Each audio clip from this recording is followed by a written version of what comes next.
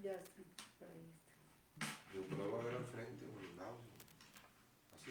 Es una charla entre nosotros. Ah, ok, no hay problema. correcto. Puedo voltear así. Sí, así es. Ahí estoy.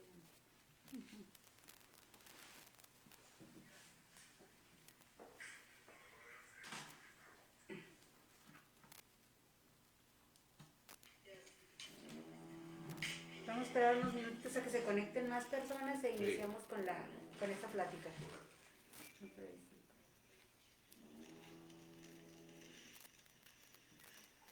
Ahí.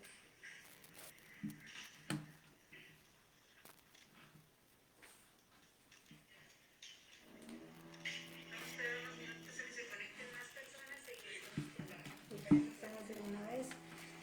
Hola, hola, apreciables amigos, bienvenidos una vez más a su programa, El Café del Derecho, Reflexiones Jurídicas en Busca de la Justicia. Hoy estoy muy feliz, muy contenta porque tengo aquí a mi gran amiga, socia del colegio, la licenciada Norma Salas. Ella va a estar como coconductora del día de hoy de este programa. Ella obviamente es la presidenta del Consejo Consultivo por parte del Colegio de Abogados y Criminólogos del Estado de Nuevo León, que como les mencioné es la parte fundamental de este programa, ya que él mismo es una coordinación de este colegio, del Colegio de Abogados y Criminólogos del Estado de Nuevo León. Tenemos un invitado de lujo hoy, por primera vez con nosotros, el maestro Rui Guerra González. Y por supuesto estamos transmitiendo, les hago mención, desde la firma legal Sánchez Miller Guerra y Asociados, ubicada en la dirección Modesta Arreola, 514, entre Cuauhtémoc y Pino Suárez, en el centro de la ciudad. Perfecto.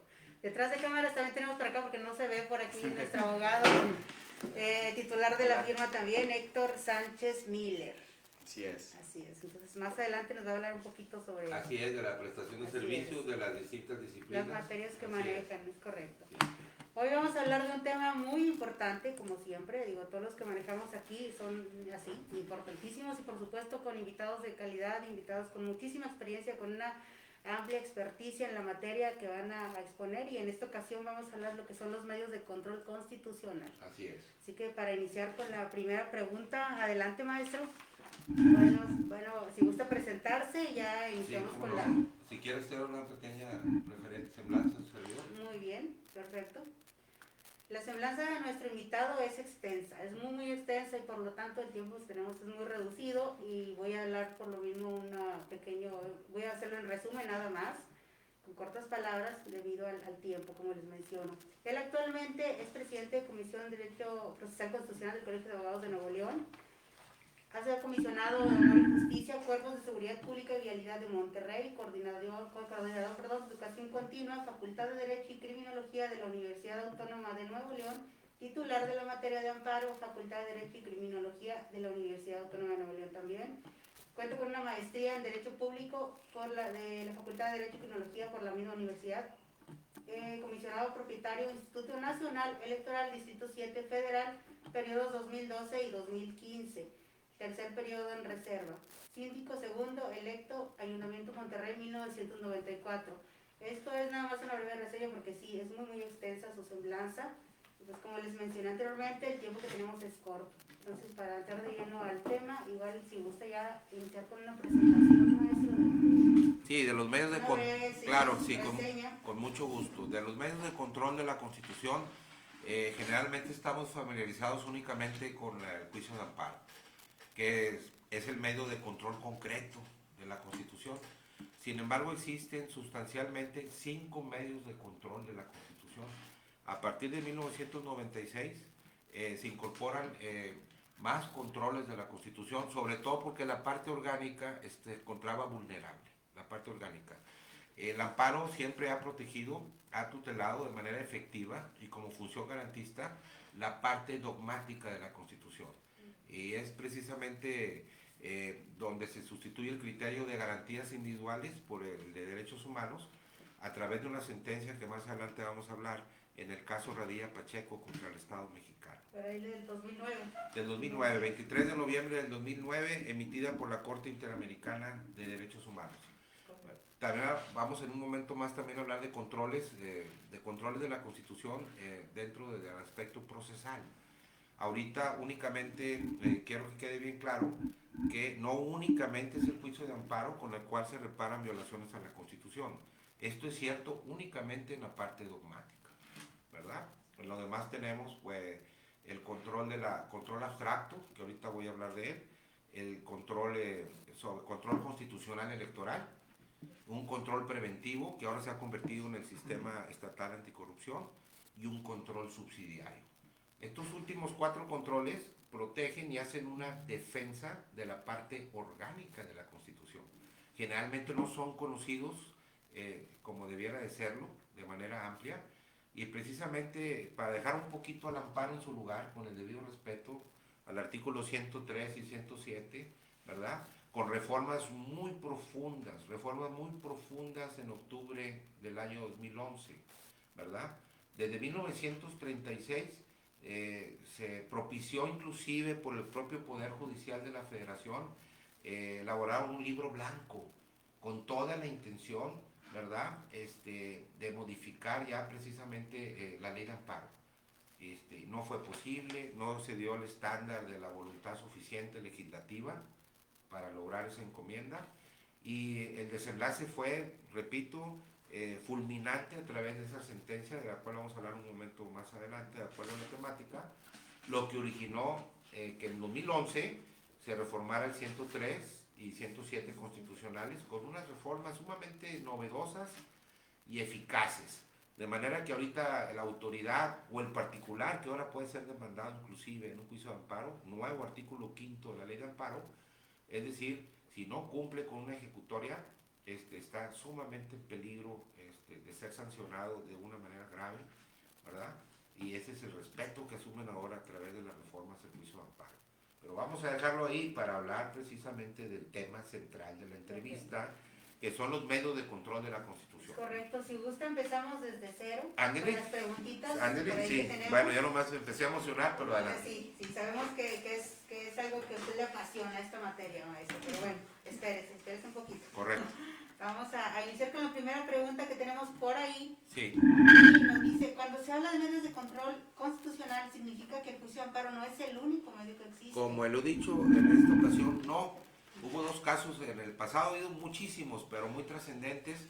Es decir, hasta antes de 1900, en el caso de materia electoral, no reparaba violaciones a derechos políticos. Y antes de 1991, que se constituyó en México la Comisión Nacional de Derechos Humanos, en el régimen del licenciado Carlos Salinas de Gortari, se generó un celo tremendo con el poder público, con la Suprema Corte, es decir, hubo una comisión de ministros que hablaron con el presidente para cuestionar en buen sentido si el amparo era una institución que ya no estaba respondiendo a las violaciones, el papel que tenía como protector, reparador de violaciones de garantías individuales, que por qué se constituía en México una comisión nacional, que eran instituciones que estaban en países escandinavos, donde había guerra civil, donde había tortura, donde había campos de concentración, ¿verdad? Y fue precisamente la explicación jurídica y constitucional que se le dio al Poder Judicial de que una cosa eran los derechos humanos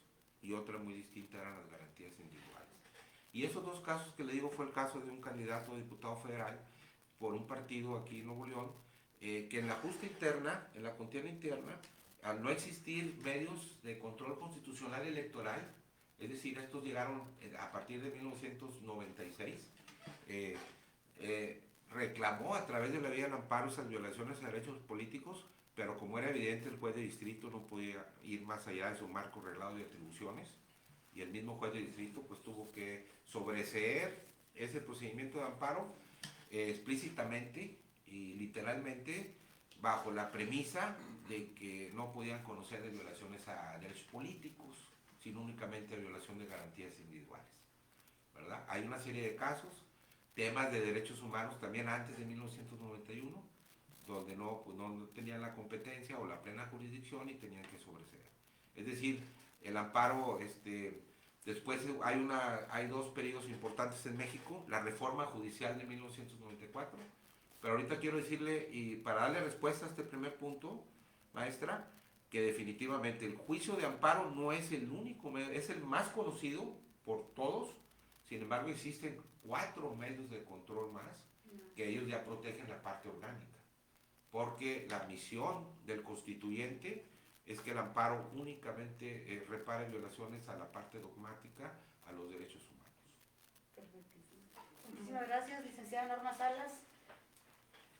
Maestro, ¿en qué consisten los medios de control constitucional y cómo se les denomina? Claro, de los demás, que son 4 y que protegen la parte orgánica, tenemos primero el control abstracto, y luego tenemos un control constitucional electoral, y luego un control preventivo, y luego un control subsidiario, ¿verdad? El primero de ellos, el control abstracto, se encuentra su fundamento en el artículo 105 constitucional, fracción primera y segunda, a través de 2 juicios que yo me he atrevido a denominar primos hermanos del amparo. El juicio de amparo, que es el juicio de controversias constitucionales, y el juicio de acciones de inconstitucionalidad. Para que tengamos, para manejar una cuestión más laxa y más familiar, le he de decir que a través, ¿por qué el amparo se denomina control concreto? Porque cuando el amparo procede, las sentencias protegen a personas físicas o morales. Sin embargo, el control abstracto tiene que ver de que los juicios son entre un poder público, órgano o entidad contra otro. Es decir, no existen particulares en esa litis constitucional. En las controversias es un poder público, órgano o entidad contra otro. Y es por razones de competencia. Sí. En términos familiares le voy a decir, lo que es el amparo soberanía, que ahorita seguramente hablaremos de las reformas aprobadas por el Senado, la tendencia es que desaparezcan. Lo que es el amparo soberanía, que es un tema del quejoso en particular, por razones de competencia. Que la autoridad federal, ¿verdad?, viola las facultades de una autoridad estatal y viceversa. Fracción 2 y 3 del 103 constitucional. Una autoridad estatal viola el marco de atribuciones de una autoridad federal, esto en perjuicio del quejoso. Lo mismo es la controversia constitucional. Digamos que es el gobernador de cierto estado contra un secretario de Estado por violaciones de competencia, parte orgánica, ¿verdad?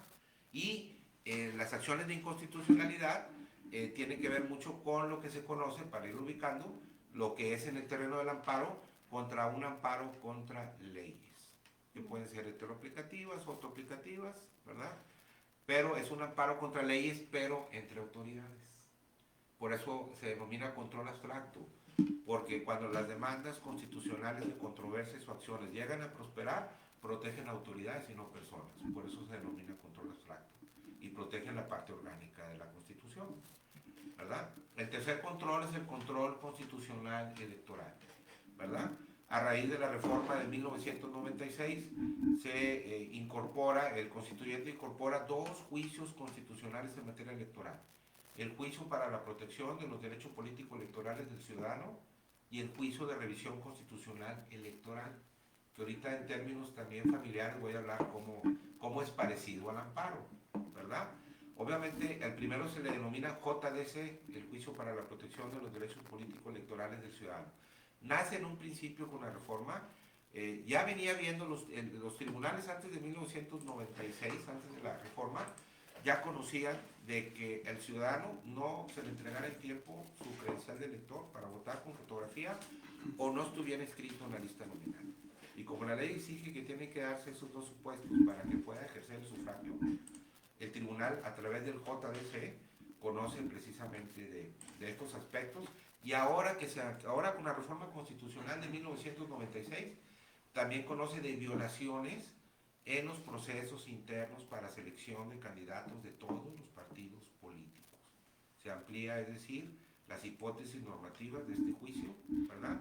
Que no es otra cosa más que muy parecido, pero en materia electoral, a un amparo indirecto, por las etapas y el procedimiento. Sin embargo, la competencia es del Tribunal Electoral del Poder Judicial de la Federación, artículo 99 y 116, fracción cuarta, inciso B de la Constitución.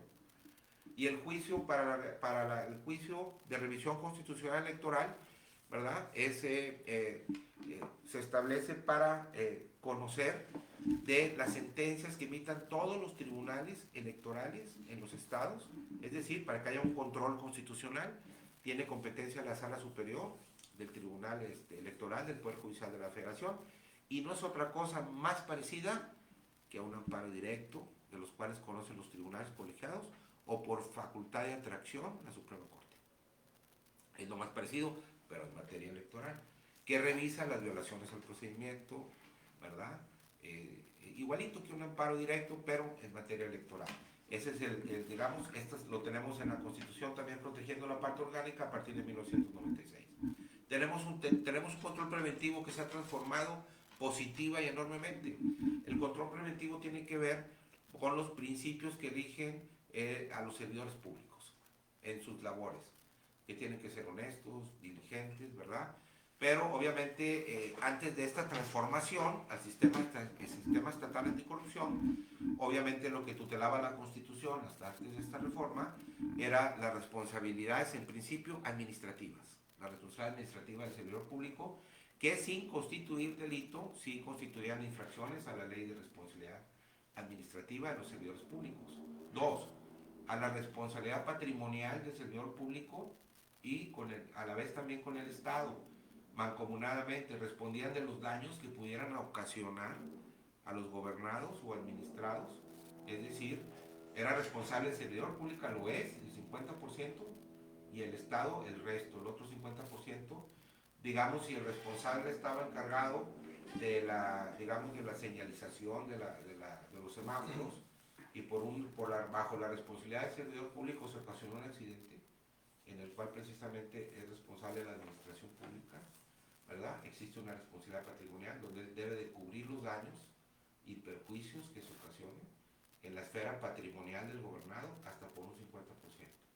Y si fue el municipio, el Estado o la Federación, según sea el nivel de gobierno, el otro 50%. Y obviamente también las facultades regladas de la Cámara de Diputados, del soberano Poder Legislativo, en instaurar los juicios políticos. Y las declaraciones de procedencia, si antes tenían que, precisamente ahorita precisamente también el Senado, en los pasos que está dando, eliminar precisamente el fuero presidencial, ¿verdad? Es muy claro ahorita la Constitución, del 108 al 114, habla de que el presidente de la República solamente puede ser investigado por traición a la patria o por delitos graves del orden común. Y todos los demás servidores o ejecutivos o magistrados de las entidades federativas o directores de empresas o descentralizadas lo pueden hacer por el uso indebido de recursos, ¿verdad? El artículo 108 es muy claro. Entonces, estas 3 reformas, antes de que se transformara el nuevo sistema estatal anticorrupción, existían como una responsabilidad del servidor público administrativa, otra responsabilidad patrimonial, por lo que acabo de comentar, y la del juicio político era la responsabilidad política. Obviamente con el debido catálogo de sanciones, es decir, en las legislaciones correspondientes. Esto es lo que se conoce como el control preventivo, ¿verdad? Y que obviamente se transformó totalmente para que una serie de instituciones, ¿verdad?, conozcan precisamente, ¿verdad?, digamos el Instituto de la Judicatura, la Auditoría Superior, ahora la Fiscalía especializada en el combate a la corrupción y una serie de entidades, junto con un comité de participación ciudadana, ¿verdad? Ahora tienen un marco reglado de atribuciones en política de prevención de hechos de corrupción, ¿verdad? En el tema de las responsabilidades administrativas, que ahora también se catalogan algunas como graves, ¿verdad? Y obviamente en la revisión de la aplicación de los recursos de fiscalización de recursos públicos. Entonces, ahora este sistema, ¿verdad?, sustituye, ¿verdad?, sin eliminar las responsabilidades que hace un momento especifiqué, que son evidentemente las administrativas, las patrimoniales y políticas, ¿verdad? Y ahora de manera muy moderna, novedosa, y ahora ya es derecho positivo vigente en el artículo 108 al 114, ya estamos hablando, es decir, que existe toda una estructura y un modelo legislativo vigente que todos los órganos de control interno de todas las dependencias pueden conocer de faltas administrativas del servidor público siempre y cuando no sean graves. Son sustanciadoras. Y remitirlas únicamente y resolver, pero si la falta se califica como grave, ahora hay una competencia del Tribunal de Justicia Administrativa Federal en el tema. Y por último, ¿verdad?, también este control preventivo también protege la parte orgánica de la Constitución y hay una un cuarto poder, perdón, un quinto que sería ya el control subsidiario. Este ya no tiene que ver con los servidores públicos, sino tiene que ver con entidades que tienen competencia, ¿verdad? En la autodefensa de la Constitución, este control subsidiario descansa, digamos, en estas entidades. La Auditoría Superior de la Federación, ahorita hablamos de las mega atribuciones que tiene, hablamos de la Secretaría de Función Pública y hablamos del Instituto del Consejo de la Judicatura Federal, ¿verdad? En el caso de la Secretaría de Función Pública, revisa precisamente la exacta aplicación de recursos a través de todos los modelos de ley que tiene, las auditorías, las revisiones, únicamente del Poder Ejecutivo. Y el Consejo de la Judicatura Federal, que fue creado con la gran reforma judicial de 1996, para que ya los jueces de distrito, los magistrados de tribunales colegiados unitarios o los ministros de la Suprema Corte se dediquen únicamente al tema jurisdiccional. Descansa ahora en el Consejo de la Judicatura, es decir, implementar la carrera judicial, ver el tema administrativo, la contratación de lugares, de recintos oficiales para juzgados, la cuestión de almacenes, de proveeduría, de vehículos, de nómina. Y precisamente es el órgano de vigilancia del Poder Judicial de la Federación, vigila el Consejo de la Judicatura, que se va a transformar su nombre ahora con la reforma que se pretende y que el Senado ya aprobó, y en un momento más vamos a hablar seguramente de eso, ¿verdad? Es el órgano encargado, pero únicamente del Poder Judicial de la Federación, de revisar, de fiscalizar, de transparencia, ¿verdad? De que no exista opacidad, ¿verdad? Y de revisión de los recursos públicos que se aplican en el Poder Judicial de la Federación. Ahora sí, la otra entidad, la Auditoría Superior de la Federación, tiene mega atribuciones, porque a pesar de que revisa propiamente al Poder Legislativo, que es a donde pertenece, revisa a los tres poderes públicos. Es decir, puede revisar lo que hizo la Secretaría de Función Pública y puede revisar lo que hizo el Consejo de la Judicatura Federal. Y además puede revisar los niveles de gobierno del país, a las 32 entidades federativas y a todas las alcaldías del país. Entonces es la que tiene mega atribuciones la Auditoría Superior para revisar precisamente la aplicación de recursos por parte de los servidores públicos y sus conductas en los tres poderes de la Unión y en todos los niveles de gobierno del país. Es decir, es la que tiene cuenta. Y a través de esos tres órganos se ejerce un control subsidiario de la Constitución. Y a la parte orgánica también, protege la parte orgánica. Por eso es propicio decir, el juicio de amparo tiene un lugar sagrado, pero debemos conocer el control abstracto, debemos de conocer el control constitucional electoral y debemos de conocer el control preventivo, que es el sistema ahora estatal anticorrupción, y este control subsidiario, que protege la parte orgánica que no era protegida antes de 1991, ni 94, ni 96, es decir, por el Estado, porque únicamente existía antes de esas fechas el juicio de amparo. Espero haber sido explícito. Sí, muy clarísimo. Si gusta, enviamos por ahí unos saluditos. Sí, ¿cómo no? Bueno, saludos para Patricia Campillo Sainz. No la he visto por aquí, a lo mejor algún contacto suyo, no sé, seguidora. No. Quiero decirle que seguramente es mi tía. Ah, ok. O es mi prima, pero ella, Campillo Sainz, porque fue esposa de un secretario de Estado, del doctor Campillo Sainz, ¿verdad? Sí, Del doctor Carlos, que fue subsecretario e inventor de científico de vacunas. Saludos para mi tía Patricia, o a lo mejor es mi prima. Patricia Campillo Sainz. Sí, es mi prima. Si gustas, el siguiente tu saludito. Es el licenciado González Idrián, de la firma legal Monterrey Pinal. Comenta que esta es una excelente disertación por parte de usted. Muchas gracias. Sí. El licenciado Heriberto San Miguel Villarreal también nos está viendo. Él envía muchos saludos aquí al panel, Sí. en especial a la licenciada Inés Arévalo. Sí. Y le parece que este es un excelente programa. Saludos al licenciado Heriberto San Miguel Polímero, Sí, que ¿cómo nos no? está sintonizando. Correcto. ¿Verdad?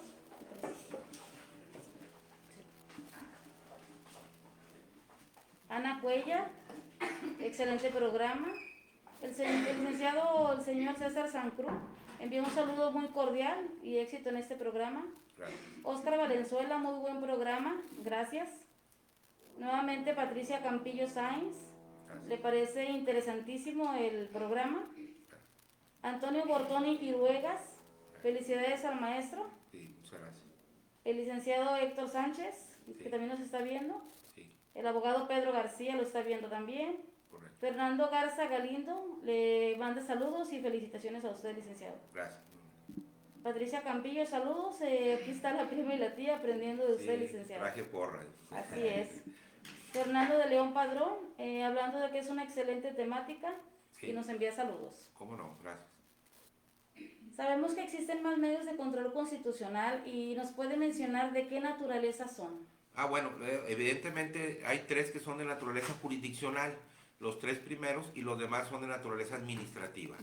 Centralmente le puedo decir que el juicio de amparo, control concreto, los juicios de controversias y acciones de inconstitucionalidad, control abstracto, y el JDC y JRC, que conocen la Sala Superior del Tribunal Electoral del Poder Judicial de la Federación, son jurisdiccionales, son estrictamente bajo trámite jurisdiccional, ¿verdad? Es decir, y los demás no, el control preventivo y el control subsidiario son de naturaleza administrativa. Muy bien, licenciado. Sabemos que en el 2011 surgieron reformas muy importantes a los artículos 103 y 107 constitucionales. ¿En qué consistieron las mismas? ¿Puede por favor abordar más sobre esto? Con mucho gusto, ¿verdad? Me siento elogiado, muy complacido por la labor del constituyente, obligados, como le digo, quizá como una consecuencia de la sentencia condenatoria del Estado mexicano, ¿verdad? Pero muy interesante, le puedo hablar que se transformaron casi todos los principios que rigen la vida del amparo, ¿verdad? El distancia de parte, digamos, el principio de agravio personal y directo, la incorporación del principio de interés legítimo, simple y colectivo, que ahorita hablaremos de él, digamos, el principio de relatividad, el principio de suplencia de la queja, el principio de definitividad, el principio de prosecución judicial, ¿verdad? Puedo hablar de que lo más importante es la incorporación. Ahora se puede tramitar amparo acreditando un interés legítimo, lo que esto no era posible antes de la reforma de octubre del 2011, ¿verdad? Todo el quejoso que tramitara un juicio de amparo antes de octubre del 2011 tenía forzosamente que acreditar un interés jurídico, es decir, un agravio personal y directo, que el acto de la autoridad responsable que va dirigido como acto de molestia al gobernado cuyo destinatario fuera el quejoso para poder acreditar un interés jurídico y se violentara así a través de un citatorio dirigido a él, a través de una orden de cateo dirigida a él o a una empresa, a una persona moral.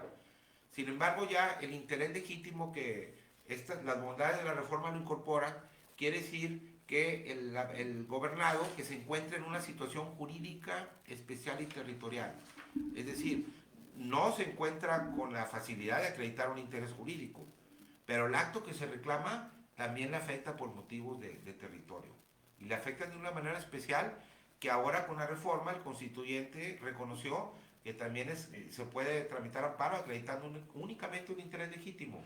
Es decir, si no contara realmente con el documento propicio, la titularidad de una escritura, de una factura de un vehículo o el acto que reclama de la autoridad responsable no fuera dirigido a él como acto de molestia en su esfera jurídica constitucional, el hecho de que territorialmente un acto cercano a la autoridad también le afectara, propicia el reconocimiento constitucional a tramitar el juicio de amparo, ¿verdad?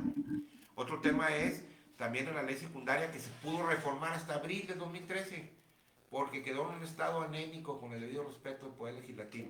Hizo reformas el 10 de junio del 2011, ¿verdad? Incorporó principios de los derechos humanos, controles de convencionalidad, el principio pro homine, el control difuso de la Constitución.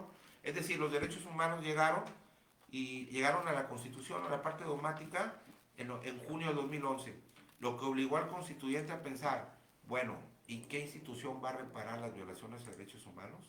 Pero de manera efectiva, reconociendo además que no podían desaparecer las comisiones o institutos de derechos humanos en el país, porque son ombudsman, son defensorías de derecho público en materia de protección de derechos humanos, no podían desaparecer.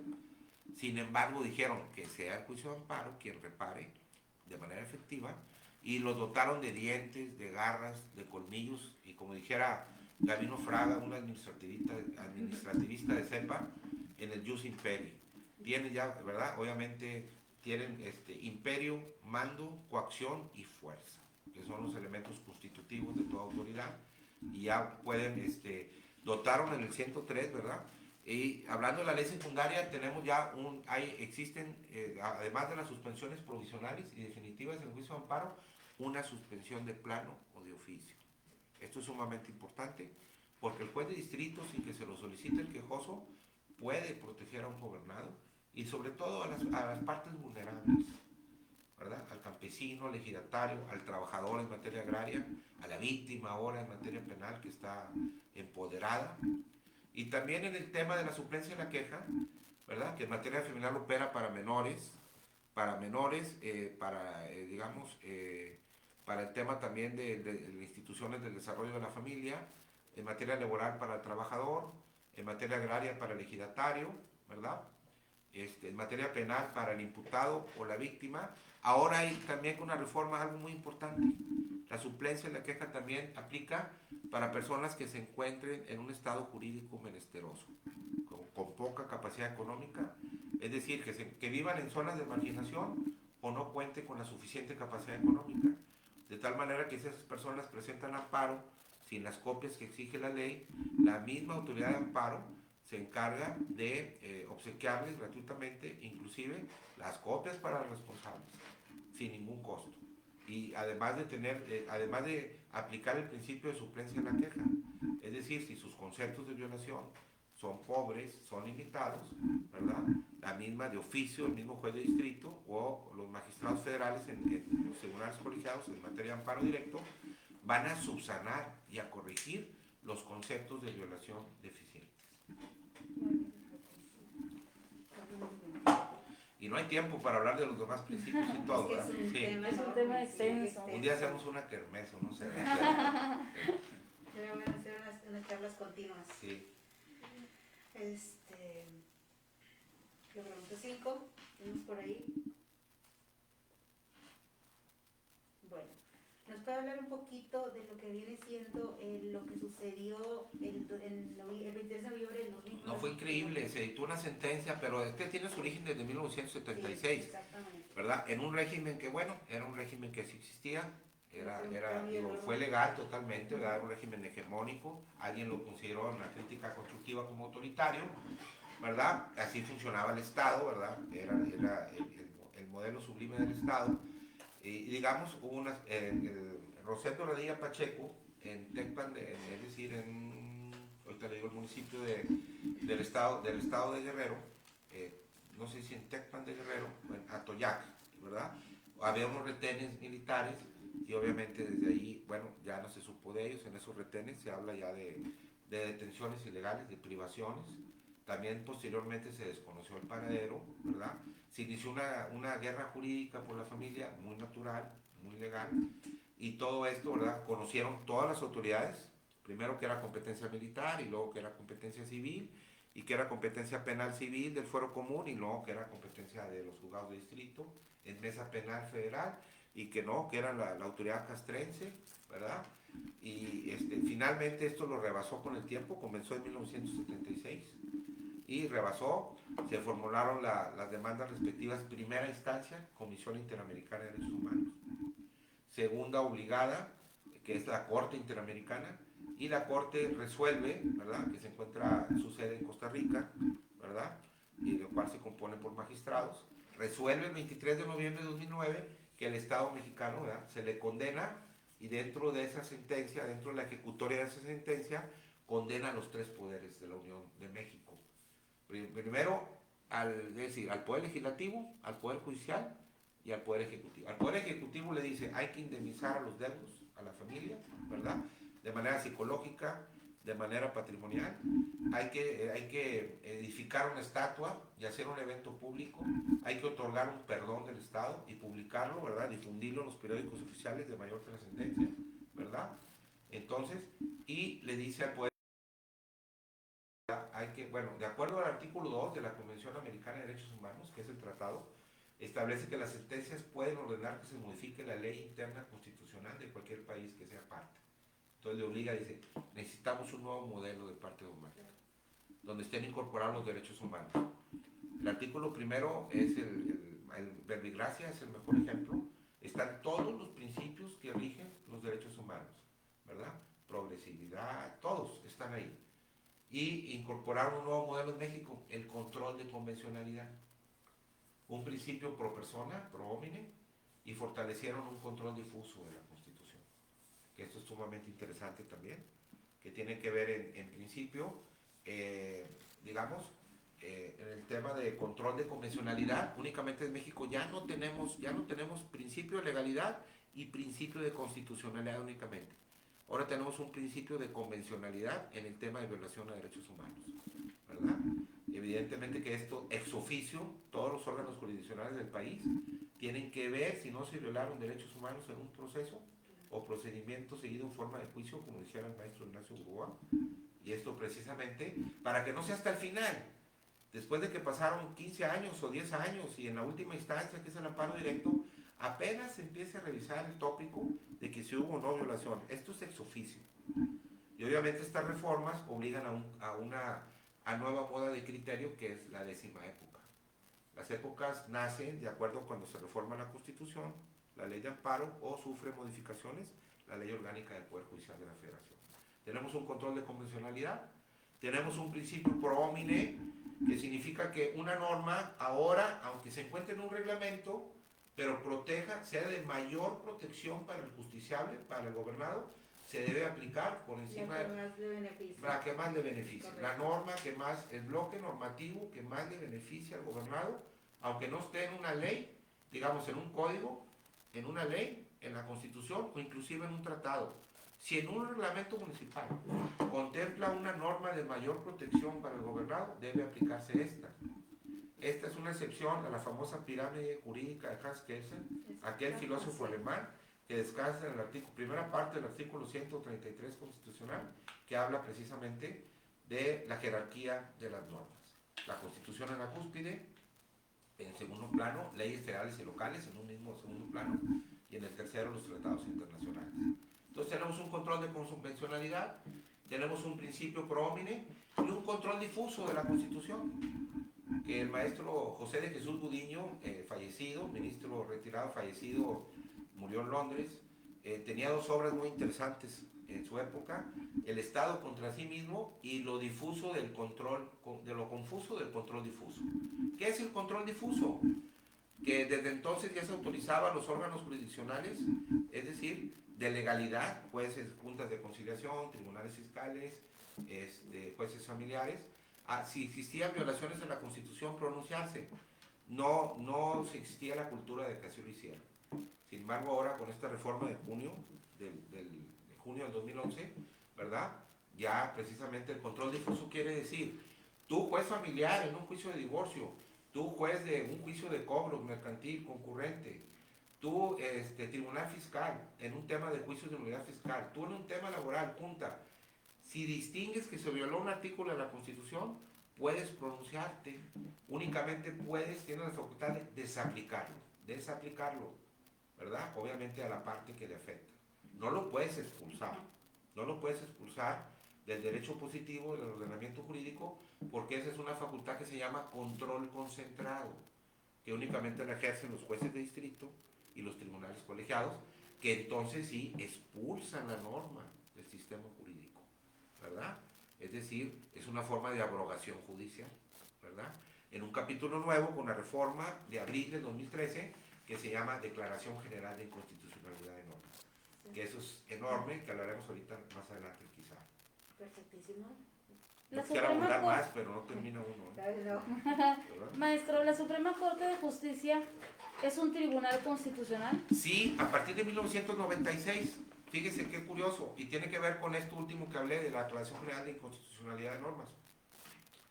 Se llegó a determinar en los países, hay países que únicamente tienen Suprema Corte de la Nación, como México, pero hay países que adicionalmente a un poder público que es Suprema Corte, tienen un tribunal constitucional por encima de los poderes públicos, el caso de España y el caso de Venezuela. En Venezuela existen 5 poderes públicos. Hay un poder de la sociedad civil y un poder electoral, aparte de los tradicionales poderes, pero tiene tribunal constitucional. Entonces, para determinar si los países que no tienen un tribunal constitucional por encima de sus poderes públicos, es decir, nada más cuentan con una Suprema Corte, es o no lo es un tribunal constitucional, se estableció el siguiente criterio: que tuvieran la facultad de dictar sentencias que protegieran, ¿verdad?, a todos los habitantes del país, es decir, que no únicamente tuvieran el principio de relatividad, que solamente la fórmula Otero, que solamente protegieran a quien tramitó el amparo o el juicio constitucional. Y en 1996, con la gran reforma judicial, es decir, todos los ministros presentaron la renuncia, en 1994, presentaron la renuncia, se disminuyó de 4 salas a 2 salas, únicamente la existencia de 11 ministros, se crea el Instituto de la Judicatura y los 2 juicios, controversias constitucionales y acciones de inconstitucionalidad. Y a ellos se les dotó de esa facultad de efectos generales en la sentencia. Si 8 ministros de 11 votan a favor de una demanda de controversia constitucional o de acción inconstitucional, protege a todos los habitantes, a todas las autoridades del país. Y ahora en esta reforma del 2013, la ley de amparo, en este capítulo nuevo también, en el procedimiento de declaración general de inconstitucionalidad de normas, la Corte le avisa: si 2 sentencias, ¿verdad?, de jueces de distrito determinan que se violó una norma constitucional, es decir, la comunican a la Corte le comunica al órgano legislativo emisor, si es una norma estatal del Código Civil, de divorcio de un Estado, o si es de la Ley Federal del Trabajo, al Congreso de la Unión, les dice la Corte: tiene 90 días para que la expulsen, la abroguen, bajo un procedimiento legislativo de abrogación, desaparezcan del ordenamiento jurídico. Si no lo hacen, la Corte va a entrar en acción. Y la Corte, ¿verdad?, obviamente convoca una sesión con orden del día, cuyo punto es el estudio de si se declara o no inconstitucional, ¿verdad? Y ahí también, por segunda ocasión, es decir, lo que sucedió en 1994, ahora atribuciones de nuevo, pero ahora sí en el amparo, porque aquellas eran únicamente para las controversias. Si 8 de 11 ministros votan a favor de que prospere la declaración general, ¿verdad?, se declara la declaración general de inconstitucionalidad de esa norma, se manda a publicar en el Semanario Judicial de la Federación y se apercibe que ninguna autoridad, ni legislativa, ni administrativa, ni ejecutiva, puede aplicar esa norma en perjuicio del gobernado. Entonces, 1994 y 2013, ¿verdad? Entonces sí, si ya tenía facultades de que poder emitir sentencias que protegieran a todas las autoridades o gobernados del país, se consideró que sí es un tribunal constitucional, a pesar de que únicamente es una Suprema Corte. Esto viene de raíces puede hablar de ello el doctor Corso, que fue en su tiempo secretario de Estudio de Cuenta e integrante de la Corte Interamericana de Derechos Humanos. Gracias, maestro. Sin duda un cambio enorme. Así es. ¿Qué opinión merece la intención de desaparecer el amparo soberanía? ¿Qué nos puede decir sobre esto, de este medio de... Se escucha trágico, ¿verdad? Pero es un tema más de competencia. Claro. Generalmente la tutela efectiva y la función garantista del Poder Judicial de la Federación es de boga ahorita y muy precursor de que no se de cuidar la violación de derechos humanos. Este tema es más de competencia. Sí se escucha alarmante, causa alarma decir: ¿cómo? El amparo soberanía, fracción 2 y tercera, tiende a desaparecer, ¿verdad? En sí era por razones de invasión de la soberanía, ¿verdad? Imagínese usted que le fueran a reclamar, bueno, ahorita hay convenios de condenación fiscal, ¿verdad?, que no están por encima de lo que dice la Constitución y en materia fiscal, pero le puedo decir que a un cliente suyo, ¿verdad?, le vayan a requerir el pago del IVA o el ICR, ¿verdad?, evidente lo haga, por ejemplo, el tesorero municipal o el secretario de Finanzas de un gobierno del Estado. Un tesorero estatal está invadiendo facultades porque es un impuesto federal. Y viceversa, dice la fracción 3, que la autoridad federal te esté cobrando el impuesto predial, el ISAI, que son impuestos municipales, o el impuesto sobre nóminas, que es estatal. Un requerimiento de Hacienda, o más bien del órgano desconcentrado del SAT, sería terrible jurídicamente porque estaría violentando la soberanía y la autonomía del 115 del municipio. Entonces, si desaparece, se escucha alarmante, pero creo que en su exacta dimensión regresa en esencia únicamente a cubrir derechos humanos. Esa parte creo que es correcta. Perfecto. Maestro, ¿qué opina sobre las reformas aprobadas por el Senado al Poder Judicial Federal? Pues son muy interesantes, ¿verdad? Mire, pienso, por ejemplo, que los tribunales unitarios que conocen la materia de apelación en los juicios civiles federales o penales federales, obviamente se va a convertir en un tribunal colegiado de apelación. Ya no se va a denominar el tribunal unitario. Genera un poquito más de burocracia. Ahí sí habría que analizarlo muy bien. Digamos, es una voz de alerta para la Cámara de Diputados, que va a seguir conociendo la aprobación dentro de este procedimiento legislativo. Ahora le toca a esa Cámara, a la Cámara Baja, ¿verdad?, conocer. Ahí sí está el tema del amparo soberanía. Aquí tengo unos apuntes porque esto es totalmente reciente. Tenemos el caso de los tribunales unitarios que se van a convertir en tribunales colegiados en materia de apelación. Sí pudiera ser un aspecto de un poquito cargarle a la burocracia, y que es lo que se trata de combatir ahorita. Tenemos también el tema de la contradicción de tesis, que ahora se pretende que se denomine contradicción de criterios. Que existan, es decir, y lo considero correcto porque se combaten los famosos errores de opinión de los jueces. Lo que para uno dice, a veces tenemos, con mucho respeto lo digo, en el tema, y obviamente sin precisar a nadie, el daltonismo jurídico. Sí. Que todo el mundo vemos el asunto en primera y segunda instancia de color verde, ¿verdad? Bueno, la autoridad, y que tenemos que recurrir a la autoridad de la justicia federal en algunas ocasiones para decir, no es verde, ¿verdad? Es un color parecido al verde, es crema, pero no es verde, hay que tener cuidado. Sí, lo que pasa es que hay verde militar y el otro verde, Así es, ¿verdad? pero eso es lo mismo. O sea, es el famoso error de opinión, donde no hay dolo, no hay perversidad, no estamos imputando nada a la autoridad dentro de ese campo libre que él tiene su modelo de investigación, de estudio. Puede llegar a suceder, ¿verdad? Si tenemos un sistema de presentes en México, esto va a ser rojo para todo el mundo, justiciables y para los órganos jurisdiccionales.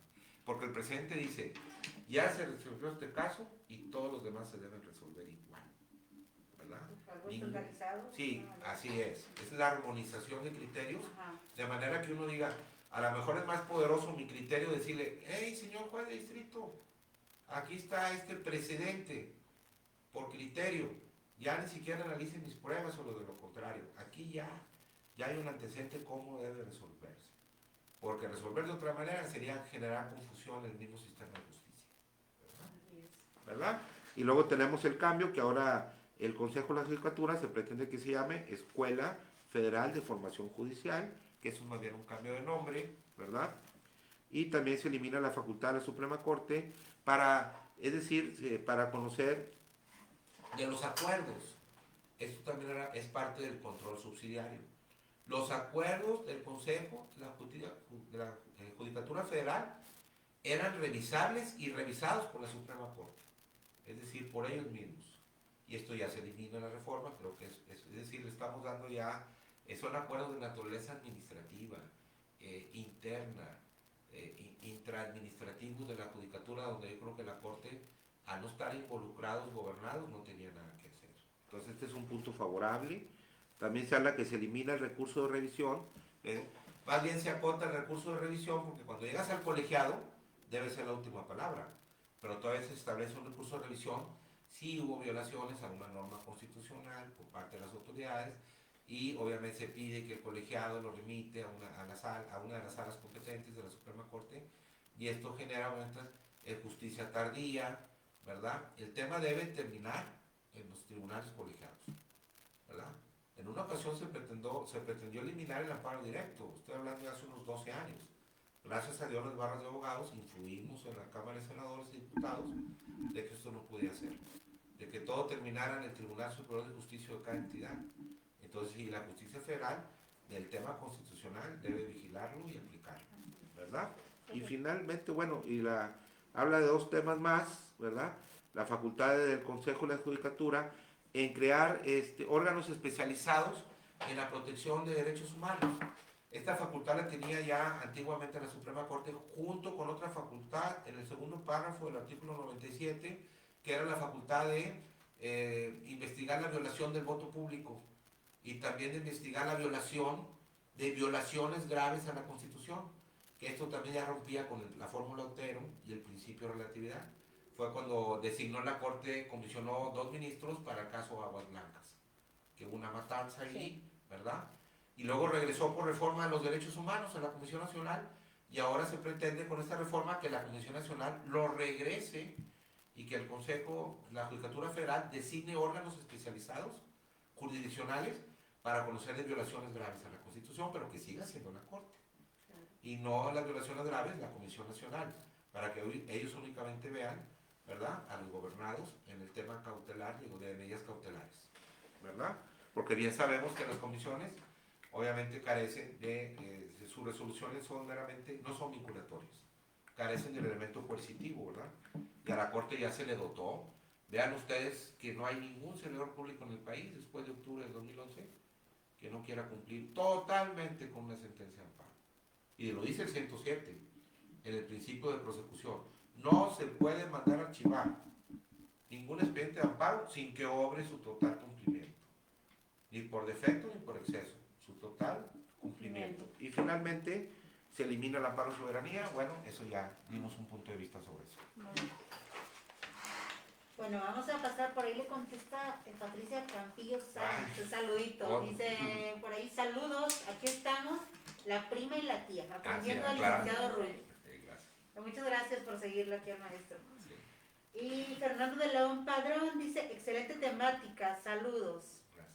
Marta Villarreal Martínez, el licenciado Antonio Carvajal y su servidora le mandamos saludos, maestro, y muchas gracias por su gran aportación. Sí, no.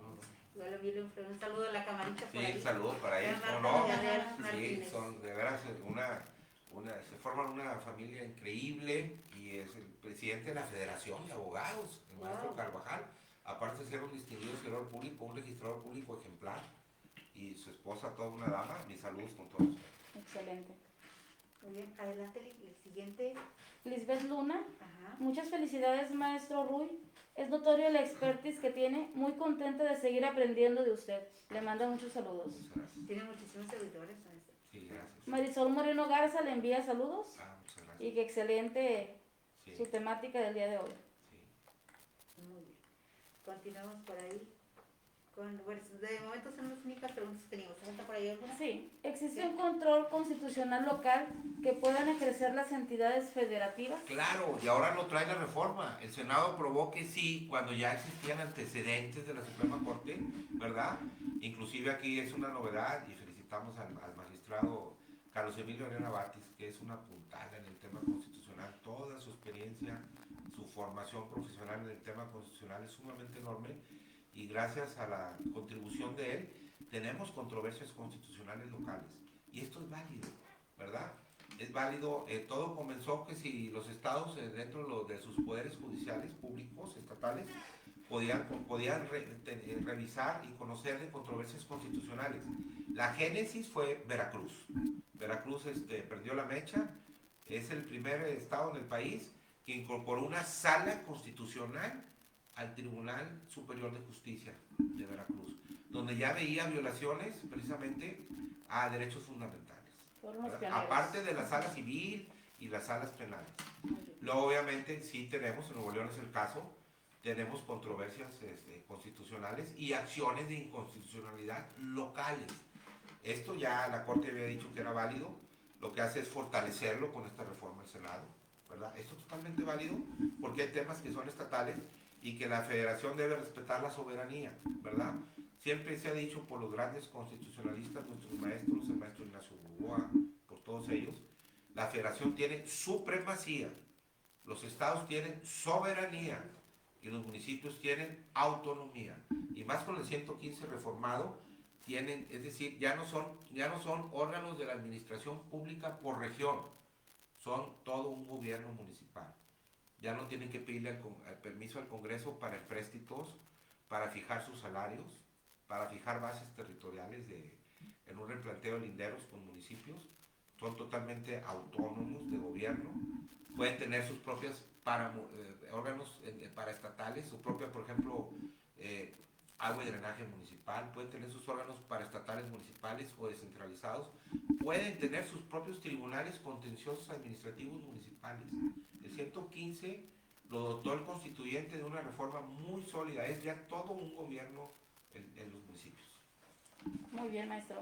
¿Existe un control superior al control constitucional en el país? En materia de derechos humanos, sí, el control de convencionalidad. Le voy a decir a usted que los órganos de legalidad jurisdiccionales, jueces de divorcio, jueces familiares, civiles, mercantiles, juntas de conciliación, tribunales agrarios, son órganos jurisdiccionales de legalidad. Se pueden pronunciar sobre violaciones a la legalidad. Y luego los órganos de control constitucional, jueces de distrito, ¿verdad?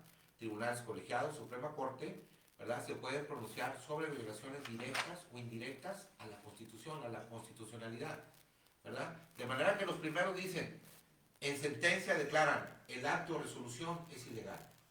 Los segundos declaran, es decir, los jueces de distrito o colegiados declaran, el acto de resolución reclamada o ahora omisión por reforma es inconstitucional.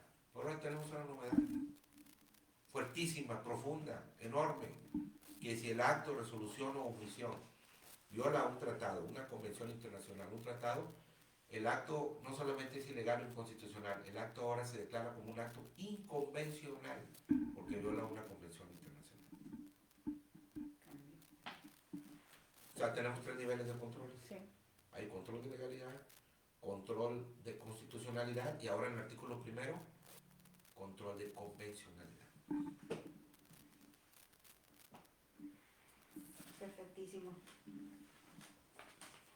Es un tema muy, muy importante, estamos aprendiendo muchísimo del mismo y también le envío saludos por ahí, dice Antonio Bartoni Iruegas.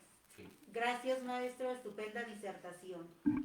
Y Angie Neri, saludos Lick, excelente tema. Gracias. Todos son, me imagino que sus seguidores. Hay un maestro ahí, el maestro él también tiene un colegio de abogados, el maestro Bortoni, un gran jurista, le mando un saludo al maestro Antonio Bortoni, ¿verdad? Tiene también el café jurídico con el experto, muy parecido, ¿verdad? La denominación. Creo que sí lo es. Sí, sí, sí. Y además, él se formó también con grandes maestros, ¿verdad? Y es un jurista muy completo. Saludos al maestro Antonio Bortoni con muchísimo cariño. Perfectísimo. Les recuerdo que estamos transmitiendo de firma legal, aquí ubicada en Modesta Arriola, Así 514, es. entre Cuauhtémoc y Pino Suárez. Así ¿Es es. correcto? Es Sí. firma Sánchez Miller, Guerra y Asociados. Así es. Le recuerdo, él es el maestro Rui González. Y por aquí nos acompaña, si gusta pasar. Le voy a pedir, voy a pedir iniciado antes de que entre, ¿verdad? Que son los del cuadro joven, ¿verdad? Claro. Del despacho. Nosotros, yo estoy más comisionado, más prácticamente en los temas académicos, ahí en la facultad, y en los temas de investigación jurídica en la barra de abogados. Claro, cuando el tiempo lo permite legalmente también nos hacemos cargo de nuestro tiempo de alguna consulta, pero la parte operativa, quiero presentar al licenciado Héctor Horacio, ahorita, sí, permíteme, quiero decirlo que verdaderamente es una parte muy importante aquí en el despacho, con un gran entusiasmo, un gran dinamismo, muy comprometido con los temas de derecho, prácticamente, y de un gran tronco, su padre que es un fundador, un gran hombre, Horacio Sánchez Miller, con una gran experiencia, podría decir que es de los mejores que domina el derecho fiscal en el Estado. Perfectísimo. Pero es muy humilde, muy modesto, siempre está atrás del gabinete, pero obviamente segundas partes sí fueron buenas. Aquí voy a pedirle, Aquí se aplica eso. claro, y le voy a Claro. pedir al maestro Héctor, que también tiene un gran hermano que es buenísimo como contador y abogado, Gerardo Sánchez, que desgraciadamente ahorita no nos acompaña, pero sí le voy a pedir por favor que nos comente las diversas disciplinas que maneja la oficina, dónde está ubicada, y que conozcan ustedes ya, uno va de salida, pero que conozcan un rostro joven e impetuoso. Claro, Con el claro. debido respeto al Adelante, auditorio. adelante. Gracias, maestro. Bienvenido, maestro, por favor. Sí, gracias. Bueno, primero que nada, pues muchas gracias al Café del Derecho por acompañarnos y tomarnos en cuenta como firma de despacho Sánchez Miller, Guerra y Asociados. El maestro Rui, un gran maestro y pilar mío, más que nada en la enseñanza jurídica. Nuestras principales ramas aquí en la oficina es el derecho fiscal, mercantil, civil, familiar, penal y el amparo en todas las diversas ramas. Y estamos a sus órdenes, tienen las puertas abiertas aquí con nosotros. La dirección aquí del despacho es Modesto Arriola Poniente 514, en el centro de Monterrey. Y pues más que nada quedamos a sus órdenes y muchas gracias por tomar tomarnos en cuenta. ¿Algún medio de contacto, abogado, ya sea por redes sociales, teléfono? Pues puedo dar ¿Ok? si quiere mi correo electrónico y mi celular. Mi correo electrónico es hector13p@hotmail.com y mi celular es el 811-005-9636. Repítalo de nuevo si es tan amable. Sí, claro. Celular. El celular es 811-005-9636 y mi correo electrónico Héctor, el número 13, una P de Pérez, @hotmail.com. Perfecto. Quedamos a sus órdenes y bienvenidos. Muchísimas gracias. Un placer estar aquí con ustedes. Gracias. Adelante. ¿Algún otro aporte que guste hacer, maestro? Despedir ahí. Adelante. Nada más. Sí. No, bueno, pues agradecer ahí, mire, es un tema muy profundo, yo en verdad, y me siento quiero precisar que me siento muy orgulloso de ser universitario. Y quiero mandar un saludo al maestro Oscar Lugo Cerrato, también director de nuestra facultad, ¿verdad? Estoy yo muy contento con la labor del maestro, está de veras innovando la facultad. Me invitó como a colaborar con él en el área de educación continua y de veras es incansable.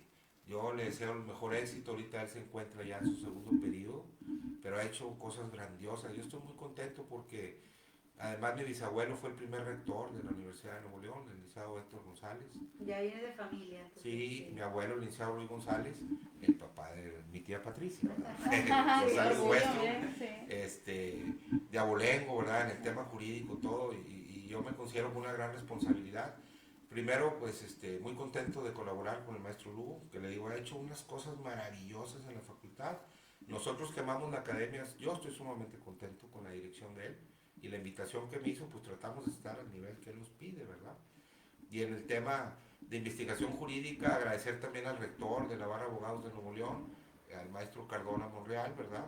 También la deferencia de haberme integrado como presidente de la Comisión de Derecho Procesal Constitucional, y también pues le guardo gratitud y lealtad por esa designación, y mi empeño y mi entrega sin límite, ¿verdad? Quienes me conocen saben que amo el derecho desde el litigio, ¿verdad? He tenido los mejores maestros, a mi mejor tutor que se encuentra ya en su domicilio, ya ahorita ya no, se encuentra cerca de los 80 años de edad, el maestro Rodolfo Rodríguez Cristerna, le quiero mandar un saludo porque él fue el que me formó desde la A hasta la Z en el tema jurídico. Es como un segundo padre para mí, con el debido respeto a mi padre, ¿verdad? Al maestro Eduardo Guerra Sepúlveda, que fue un ciudadano ejemplar, es un ciudadano ejemplar aquí en el estado, presidente del Tribunal Electoral, ya como órgano autónomo, ¿verdad? Hablando ya de integridad, de majestuosidad, en el perfil de una persona como don Eduardo Guerra Sepúlveda, fue también presidente de la Comisión Estatal Electoral. Ni una mancha, y era de esperarse por la garantía de su persona, de limpieza, de decencia, en los temas en que él fue titular de entidades públicas, como estos organismos. Y en fin, no podría acabar de agradecer a mi maestra Minerva Martínez, quien también me invitó al tema, ¿verdad? Me incorporé con ella en la Comisión de Derechos Humanos también. No cabría de dar las gracias a mi familia, a mi esposa, a mi hija, que sin ellas no soy nada, que me permiten precisamente que viole el horario familiar, ¿verdad? Sí. ¿Verdad? Y también sabe mi Es familia sagrado. que no tengo descanso, ¿verdad? Familia, claro. Pero a todos y a todos ustedes por invitarme al auditorio, le digo, a ver qué más adelante quizá en conjunto con la autorización de la facultad, llevar a cabo diplomados o aquí mismo, ¿verdad? En su oportunidad también fortalecer las actividades de Café del Derecho, que lo felicito, pero quizá segunda, tercera parte, porque no vamos a terminar, esto es enorme. Así es un tema extenso, ¿no? Muy extenso. Entonces sí sería bueno realizar algunas charlas ya en colaboración con la universidad. Cuando usted lo disponga, nos podemos organizar. Sí, cómo sin no, problema. sí, cómo no. Sí, muchísimas gracias a todos, me siento muy Como elogiado. saludo de Adán Alonso López. Ah, sí, por aquí. Bueno, Adán Alonso López, un abogado, lo conozco por ahí de mucho tiempo. Saludos. Sí, muchas Saludos, gracias. Adán. ¿Algún otro aporte, Eli? De tu parte, Lic Norma Salas, abogado. Todo muy bien, gracias. Y bueno, agradeciéndole esta charla tan importante y a la audiencia que estuvo al pendiente de toda su ponencia en este pequeño espacio que nos dio. Sí. Es un honor para el Café del Derecho y la titular, la licenciada Yesenia Arevalo, el habernos abierto las puertas de su despacho. a sus órdenes, que Dios los bendiga y aquí Muchas estamos. gracias. Muchísimas Sí, gracias. también, muchísimas gracias Sí. a los dos. Sí. Gracias, Ahí no, también por ustedes. aceptar Gracias, acompañarnos. licenciada, por su invitación. Sí. Y bueno, también quisiera invitarlos para este próximo lunes. Vamos a estar con el primer foro en colaboración con Polímero TV, Mr. Polímero TV, transmitiendo con dos titanes del derecho penal acusatorio. Va a estar por ahí el maestro Saúl Manzano y Gustavo Dieck. A las 7 de la tarde es un foro de este tema, se va a estar tocando la teoría del delito. Sabemos que es un tema muy extenso, entonces trataremos de hablar de una manera a que sea entendible en 2 horas aproximadamente. Ya posteriormente se estarán organizando más foros de este tipo, igual que este, pero de otros temas. Y espero también próximamente nos acompañen algún otro que Sí, ya se organice. claro, con mucho cariño. Ya, primeramente Dios, ahí estaremos. Sí. Muy bien, muchísimas gracias a todos por habernos acompañado. Les envío un cordial saludo a la distancia y un abrazo también sin COVID-19. Y que Dios los bendiga a todos. ¿Algo que quieran aportar, nada? Muchas gracias a todos. Muchísimas gracias, bendiciones. Gracias. Sí.